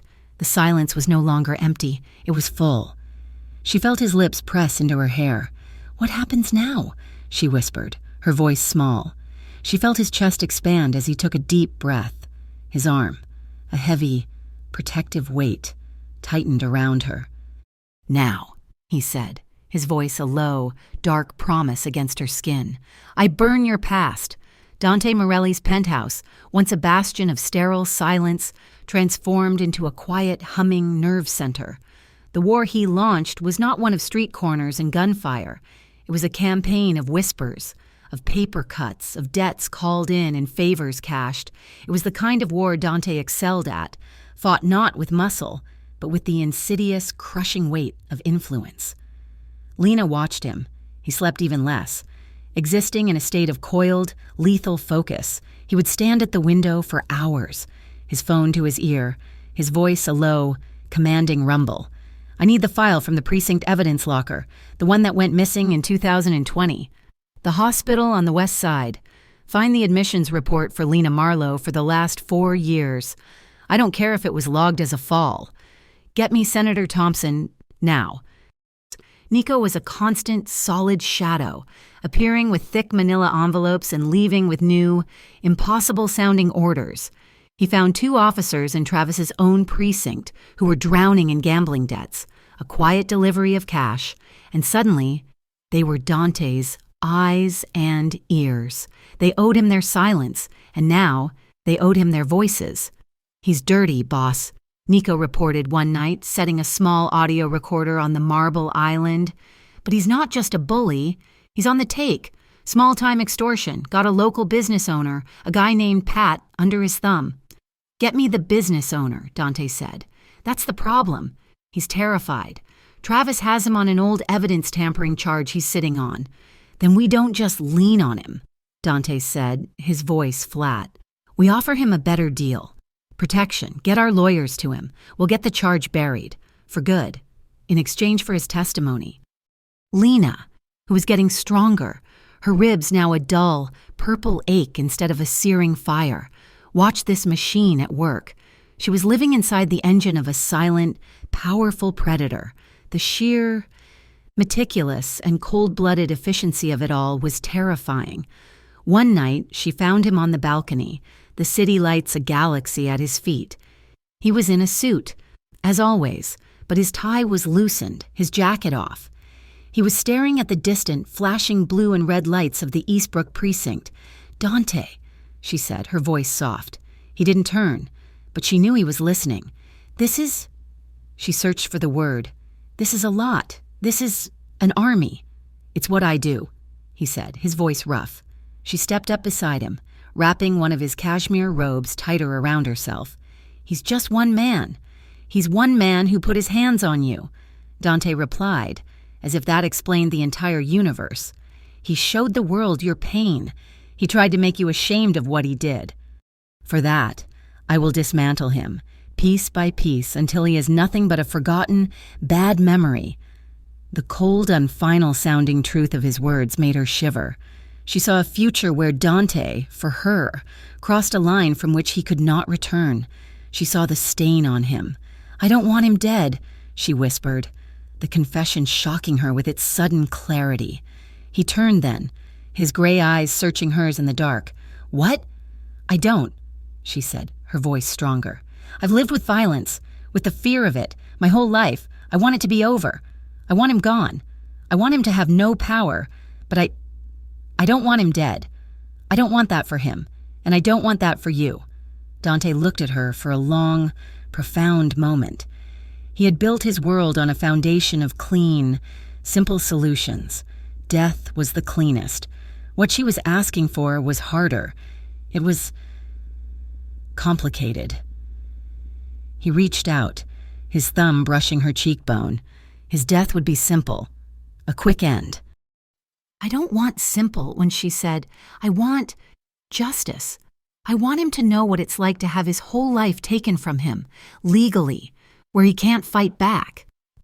A slow, cold smile touched Dante's lips. He had not considered this. He had been planning an execution. She was offering him the blueprints for a vivisection. "You're right," he said, his voice a low, admiring rumble. "That's better." He looked back at the city. "Then I'll bury him legally. It will be slower, and it will hurt him a great deal more." The climax of his plan came 2 weeks later. The pieces were in place. The internal affairs complaint had been filed anonymously, backed by a mountain of evidence from Dante's lawyers. The business owner was ready to testify. The 2 bribed cops had given their statements. All Dante needed was a stage. "We're going out," he announced on a Friday afternoon. Lena, who was now dressed in clothes he had bought her, simple, soft sweaters and jeans, looked up from her book. "Out? The annual Police Benevolent Association charity gala," he said, a ghost of a smirk on his face. Lena's blood turned to ice. "No, Dante, absolutely not. I can't. That's his home ground. It's a building full of him." "It's a building full of men who are about to find out what he is," Dante corrected, walking over to her. He crouched in front of her, taking her hands. "I'm not asking you to go into the lion's den. I'm asking you to walk beside me while I set it on fire. But you will be safe, and you will not be alone. Not for 1 second." His bedroom was awash in light. A dress was laid out on the bed. It was not a dress for hiding. It was a long, elegant column of deep, emerald green silk, and it was entirely backless. "Dante," she breathed, her hand going to the fabric. "I can't. The bruises, they're gone, but I know," he said, his voice low, from behind her. "That is why you will wear it. You have nothing to hide. You never did." When she was ready, she looked in the mirror and saw a stranger. Her hair, which had been lank and lifeless, was now shiny, falling in soft waves. Her skin was clear, her eyes bright. The dress clung to her, a suit of liquid armor. She looked strong. She realized, like she belonged with him. Dante was waiting by the elevator, dressed in a black tuxedo that seemed to be crafted from shadows. He looked devastating. He was a king in his war paint. When his eyes landed on her, he stopped breathing for a second. He did not compliment her. He did not have to. His gaze was a physical touch, a mixture of raw hunger, profound pride, and a dark, possessive fire. He held out his arm. "It is time," he said. The ballroom at the Eastbrook Plaza was a sea of dress blues, political suits and glittering gowns. The air hummed with forced laughter and the clinking of champagne glasses. The moment Dante Morelli and Lena Marlowe walked in, a ripple of silence followed them. Heads turned, conversation stopped, the city's primary shadow, the man whose name was whispered but never spoken, had just walked into the light, with a goddess on his arm. Lena's hand tightened on his bicep. "Dante? Breathe. Mia cara," he whispered, his hand covering hers, his thumb rubbing small circles. "You are with me." They made their way to a table in the back, a table he had, of course, reserved, which overlooked the entire room, and then she saw him. Travis was at the bar, his face red, his uniform tight, his laughter too loud. He was drunk, arrogant, and holding court. He had not seen them. Not yet. "He looks," Lena whispered, "like he doesn't have a care in the world." "The ignorant always do," Dante said, pulling out her chair. "Right before the fall." It took 20 minutes. Travis turned from the bar, a fresh drink in his hand, and his eyes scanned the room. They passed over Lena, then snapped back. His face. It was a kaleidoscope of shock, rage, and a sudden acidic jealousy so potent Lena could feel it from across the room. He saw her. He saw the dress. He saw the hand Dante had placed on the back of her neck. He saw his property, polished and claimed by another. He started toward them, a bulldog marching to a fight. The men he was with tried to stop him, but he shook them off. He slammed his drink down on their table, splashing champagne onto the white linen. "Well, well," he sneered, his voice thick with whiskey. "Look what the sewer spat out." Lena's body went rigid. The old, familiar ice of fear shot through her veins. "And you," Travis spat, gesturing to Dante. "You clean her up. But she's still trash. How much an hour are you paying her? Morelli? Or—" He leaned in, his voice a grotesque, conspiratorial whisper. "Is she paying you? With all the new tricks I'm sure you taught her." Lena flinched, as if he had struck her. This was her nightmare. This was the public humiliation he had always promised. Dante did not look at Travis. He did not stand. He did not react at all. He simply turned his full, undivided attention to Lena. He placed his hand on the small of her bare back, his fingers warm, a stark contrast to the cold silk. "Lena," he said, his voice a low, intimate rumble that only she could hear. She tore her eyes from the monster in front of her and looked at her savior. His gray eyes were not angry. They were warm. They were full of her. He leaned in front of the entire police force, in front of the man who had tried to destroy her, he kissed her. It was not the desperate, claiming kiss from his bedroom. It was slow. It was deliberate. It was a kiss of such profound, unequivocal, public ownership that it was a declaration of war and a treaty of peace all at once. His lips were soft, moving over hers with a tenderness that made her heart ache. He was telling the entire world, and her, that she was not trash. She was his. He pulled back, his eyes still locked on hers, and her face was flushed, her lips swollen. Then, and only then, did he turn his head, his gaze an Arctic blast, and look at the stunned, trembling, furious man beside their table. "Excuse us," Dante said, his voice bored.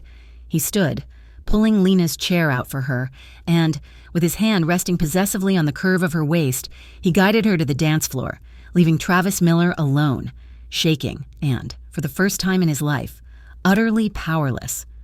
The arrest happened 2 days later. It was not cinematic. It was, as Dante had promised, legal. Travis was at his desk, hungover and furious, his partner tossing paper clips at the ceiling. 2 men in gray, unremarkable suits walked in, their faces devoid of expression. They were from Internal Affairs. "Officer Miller?" the taller one asked. "Yeah." "What do you want? Suits?" Travis growled, leaning back in his chair, his boots on the desk. The man held up a sheaf of papers. "Travis Miller, you are under arrest." Travis's boots slammed to the floor. "Arrest? For what? This is a joke." "For 2 counts of domestic abuse." The man read, his voice a monotone. 1 count of evidence tampering and 1 count of felony blackmail, based on the testimony of Mr. Patrick O'Malley. Travis's face went from red to a pasty, terrified white. He looked around for his partner, for his friends, but the entire bullpen was suddenly, intensely, fascinated by their computer screens. "This is," he stammered, "this is crap. You can't. That thug Morelli. He set me up." "Mr. Morelli's legal team provided the corroborating evidence. Yes," the suit said. "But the hospital reports, the old files you buried, and the sworn testimony of 2 fellow officers, those are all yours." He produced a pair of handcuffs. "Please stand, Officer Miller. Put your hands behind your back." The click of the cuffs was the loudest sound in the entire precinct. It was the sound of a cage door closing. the sound of a badge turning to tin, the sound of a life ending. Lena did not see it. She was, at that moment, standing in her old apartment. She had asked Dante to take her. She needed to see it. The boarded-up door had been removed. The landlord, paid off by Dante, letting her in. The smell hit her first. Stale fear, old food, and the mildew of despair. The wreckage was still there. The slashed couch, the broken television, the floor still stained. And there, on the floor, was the broken, empty frame of the picture of her mother. The glass long since swept away, but the word he had written still visible. She looked at the woman who had lived here, the ghost in the turtleneck, the girl who flinched at loud noises, who ate old bread, who bandaged her own broken ribs. She had been so afraid. She had been so alone. Lena felt a deep, profound wave of pity for that girl, but she did not recognize her. She was a photograph, a memory from a different life. She walked into the bedroom, to the spot where she had hidden Dante's money, the money that had been stolen. She reached under the loose floorboard, a place even Travis had not known, and pulled out a small, velvet pouch, her mother's ring. She slipped it on her finger, turned and walked out. She did not look back. She left the apartment, the building, the entire neighborhood, and got into the waiting Bentley. Dante was in the back, reading a paper. He folded it when she got in, his eyes watching her. She was silent for the entire ride. When they were in the penthouse elevator, the silence was no longer empty, but comfortable, expectant. She walked into the living room, the late afternoon sun slanting through the windows, and she turned to him. "It's not just about safety," she said, her voice clear, strong. "It's not about being rescued anymore. I'm not that girl, Dante. I'm not the ghost from the apartment." He watched her, his hands in his pockets, waiting. "I want a life," and she said, walking toward him, her steps sure, a real one, with coffee on the balcony, and books and arguments. She stopped, inches from him, and put her hand on his chest, over his heart. "I want a life, with you." Dante's expression, so often guarded, softened. He covered her hand with his, pressing it to his heart. "It was always yours, Lena." That night, the rain returned, tapping gently on the glass walls of the bedroom. It was not a storm, but a soft, cleansing sound. They were in bed, under the covers. Lena was propped against the pillows, reading, wearing one of his T-shirts. Dante was lying on his side, watching her, his head propped on his hand. The room was quiet, peaceful. The war was over. He reached out, his hand sliding under the hem of her shirt, his palm warm against her skin. He didn't move it. He just held her, his hand resting over her side, over the ribs that were now healed, over the skin that was no longer bruised. She closed her book, setting it aside, and covered his hand with her own. She leaned into his touch. He moved closer, his lips brushing her temple. "No more hiding," he whispered, his voice a low, warm rumble against her skin. She turned her head, her eyes meeting his. "From now on," he continued, his gray eyes soft in the lamplight, "you only undress in front of someone who loves you." The news was a cold, sharp stone dropped into a calm pond. Dante was on the phone, his back to her, standing before the wall of glass. Lena, curled on the sofa, reading, watched his shoulders tense. "When?" he said. It was not a question, a pause. "Where is he?" Another pause. Dante's hand, the one holding the phone, clenched so tightly the device creaked. "Find him." He hung up. He did not turn. "Dante?" Lena asked, setting her book aside. "He made bail," Dante said, his voice a flat, dead thing. The quiet in the room was suddenly heavy, suffocating. An old partner, some union lawyer. They pulled a string. Lena's blood, which had been so warm and slow, turned to slush. "He's out. And he's gone," Dante said, finally turning. His face was a mask of cold, controlled fury. He didn't check in with his bail officer. He disappeared. Lena's old, familiar tremor started in her hands. He was out. He was free. And he was invisible. Dante crossed the room in 2 strides, crouching in front of her, his hands taking hers, stilling the tremor. "Lena, look at me." She met his gaze.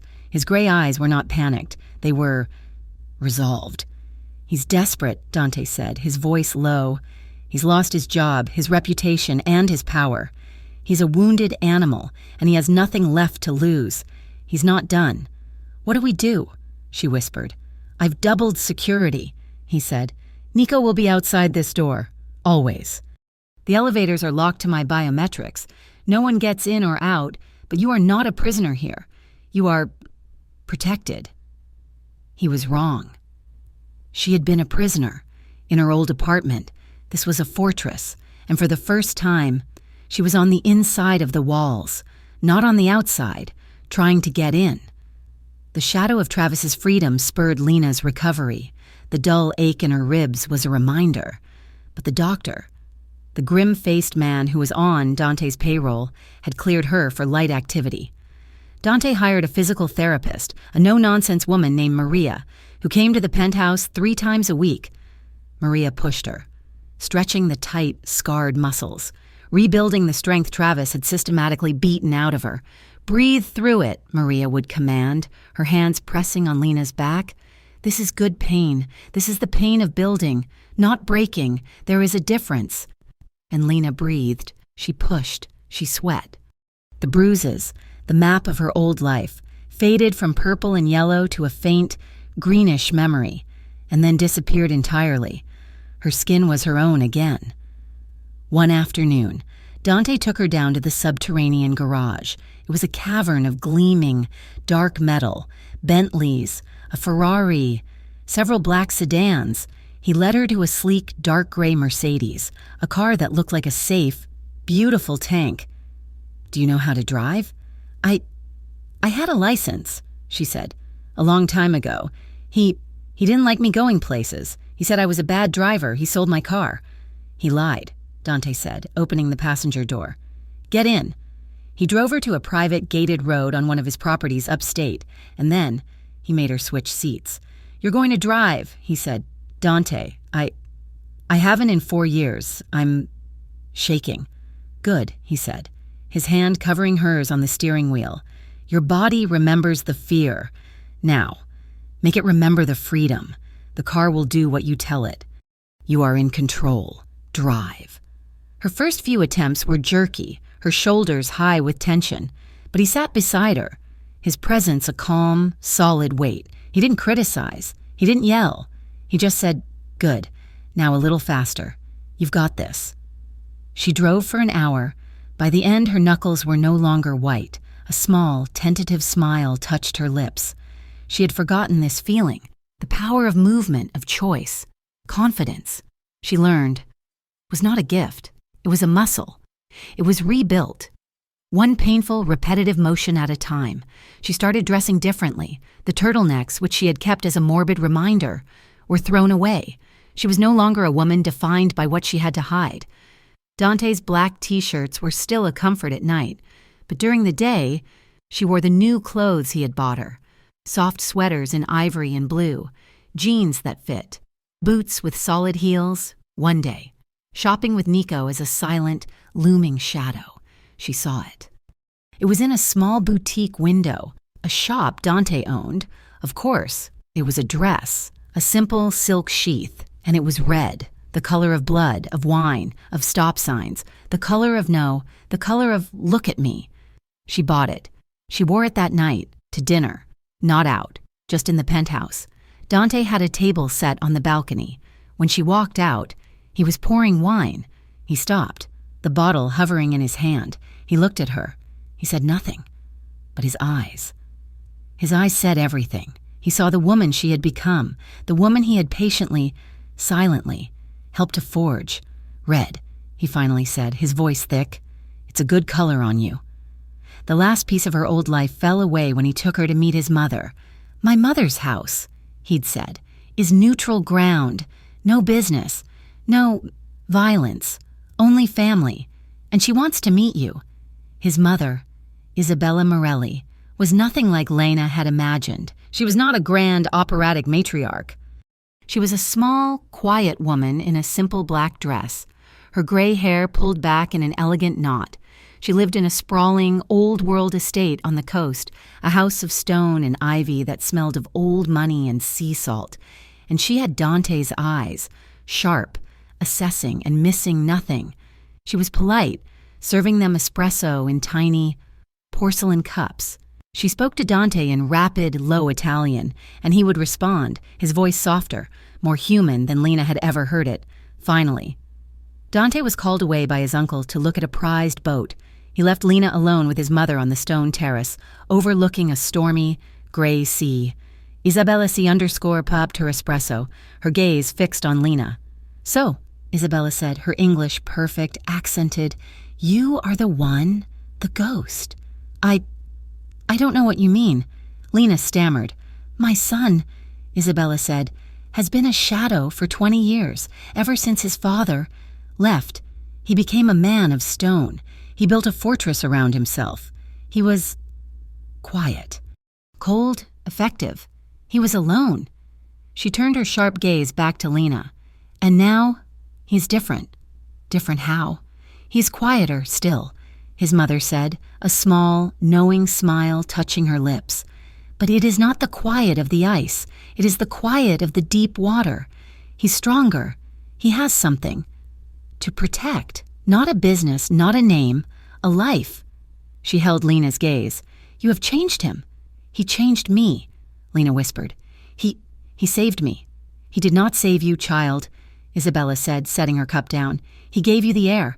You saved yourself. He simply stopped the man who was trying to drown you. There is a difference."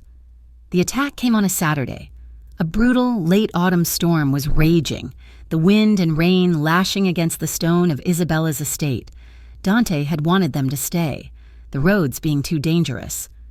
Lena was in the library, a vast 2-story room filled with the scent of old paper and wood smoke from the fireplace. Dante was in the adjoining study, on a call with Nico, who was monitoring the city. The power flickered, the lights went out, then came back on, running on the house's massive generator. "It's a real storm," Lena murmured, looking out the rain-lashed window. "You're safe here," a voice said. Lena smiled. "I know, Dante. You don't have to." She turned. It was not Dante. Travis Miller stood in the doorway, framed against the dark hall. He was a nightmare brought to life. He was gaunt, his eyes wild and bloodshot, his clothes soaked and muddy. He was a different man, a man who had been hollowed out by his own rage and stripped of his identity. He was a rabid dog, and he had a gun. "Travis," she breathed, her hand flying to her throat. The room, the air, her blood. Everything froze. "Hello, Lena," he hissed, his voice a wet, ragged sound. "You like this? The big house? The fancy clothes? You think you're better than me now?" He had bypassed the security. A cop. He knew how. The storm, the generator switching, the old service entrance. He had planned this. How did you find me?" "I followed you," he shrieked, taking a step in, the gun shaking in his hand. "I've been watching. I watched you learn to drive. I watched you go to his mother's house. I watched you become this thing that you're not." "Travis, put the gun down," Lena said, her voice surprisingly steady, though her heart was trying to beat its way out of her chest. "It's over. It's over when I say it's over," he screamed, his face contorting. "You ruined me. You and him. You took my job, my life. You did that," Lena said, her newfound strength surfacing. "You did this to yourself." His face darkened with a fury so profound it was almost black. "Bitch." He lunged for her. Lena didn't freeze. She ran. She threw a heavy book, a lamp, anything, and scrambled for the other door. "Dante!" she screamed, a full-throated, terrified sound. "Dante!" She ran into the hall, toward the kitchens, and remembered the old wine cellar. She fumbled with the heavy, iron latch on the door, threw it open, and tumbled down the stone steps into the cold, damp darkness. She hid behind a massive rack of wine, her breath coming in sobs, her body trembling. She heard his footsteps, slow, deliberate, thudding on the stone above. He was in the cellar. "Come on, Lena," he crooned, his voice echoing in the small space. Where's your rich boyfriend now? You think he can protect you down here? It's just you. And me.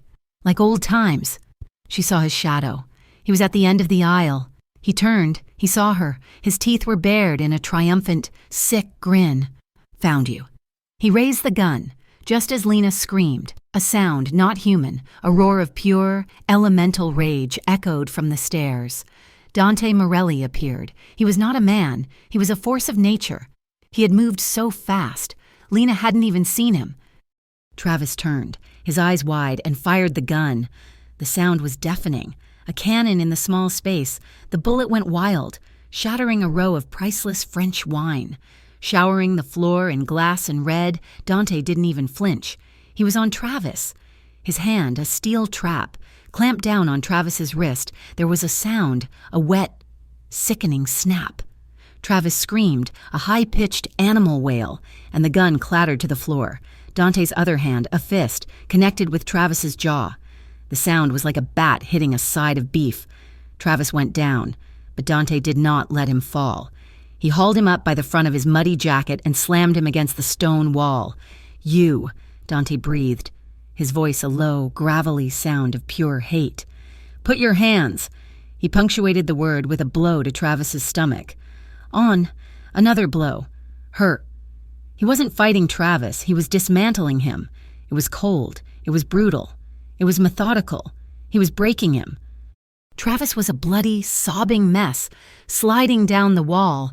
Dante hauled him up again, his hands moving to Travis's throat, his thumbs pressing. "Dante!" Lena screamed, scrambling from her hiding place. "Dante, no! Stop, please!" He was choking him. Travis's face was turning a deep, awful purple, his feet kicking uselessly. "Dante!" she shrieked, grabbing his arm, his bicep a band of iron. "Please don't, he's not worth it, don't do this, for me, please." For a second, she thought he wouldn't. He was gone, lost to a rage she could not reach, and then he stopped, his hands still trembling with the force of his fury. Loosened, he let Travis drop. The man fell to the floor, a boneless, whimpering, bloody heap, gasping and choking on the stone. Dante turned, his chest heaving, his gray eyes black with adrenaline. He looked at the mess on the floor. Then he walked over and kicked the gun, skittering it across the floor, away from the man. He looked down at Travis, his breathing slowing, his control, his iron will, slamming back into place. "She asked me not to kill you," Dante said, his voice a hoarse whisper. "So you live." He crouched, grabbing a handful of Travis's hair, yanking his head up. "But you will crawl from now on. You will never see the sun again. You will live the rest of your pathetic life in a box. Remembering this, remembering that she was the one who showed you mercy." He threw Travis's head back against the floor. Sirens, faint but growing closer. "Nico, the security system, he's..." "The police," Lena stammered. "He's a trespasser," Dante said, walking to her, his hands bloody. "He's a kidnapper. He fired a weapon at you. He is nothing. This time, there is no badge." The police arrived. This time, they did not see Officer Miller. They saw a deranged, armed intruder covered in blood and the wealthy, powerful, and utterly calm owner of the estate who had defended his home and the woman he loved. This time, no badge could save him. They were back at the penthouse. It had been 2 days. The storm had passed. The city was quiet. Lena stood in the bedroom, the city lights a soft, glittering carpet below. She was standing by the window, the red dress she had worn for him, pooled at her feet. She was tired, but it was a good tired. The tired of a battle won. She heard him enter the room. She felt his presence, a warm, solid weight. She was naked, and she was not afraid. She turned to him, her body pale in the moonlight, the scars on her ribs so faint they were almost invisible. She was healed. "Do you still want to see the truth?" she asked softly, a small, confident smile on her face. Dante walked toward her. He did not look at her body with hunger, but with reverence. He had fought for this. He had fought for her to be this whole. He reached her, his hands, clean now, coming up to cup her face, his thumbs brushing her cheekbones. "You," he whispered, his gray eyes holding hers, no longer cold, but filled with a fire that was all for her. "You are the truth." He kissed her, and it was not the kiss of a desperate, broken woman. It was not the kiss of a patient, waiting man. It was the kiss of two equals, two survivors. It was slow and deep and promised a lifetime of sunrises. And when he lifted her, carrying her to the bed, it was not a rescue. It was a homecoming. The next morning, they stood on the balcony. The sun was just beginning to edge over the city, painting the sky in hues of soft pink and brilliant, hopeful gold. She was in his shirt, her hair a messy tangle. He was in his suit pants and a white shirt, his own jacket and tie long forgotten. Her scars, both the ones on her skin and the ones on her soul, were fading. His hands, scarred and strong, held hers. Lena looked out at the city, at the world that had once been her prison, and she took a deep, clean breath. She was no longer hiding. And Dante Morelli, the man who had been a king of shadows, the man who had built a fortress of stone and silence, was no longer alone. Thank you so much for listening to our story. We hope you enjoyed the journey of Lena and Dante. We would love to know where in the world you're listening from, so please drop a comment and let us know. Don't forget to subscribe to Mafia Romance Stories for more tales of danger, passion, and survival. Your support means everything to us, and we cannot wait to read your thoughts in the comments.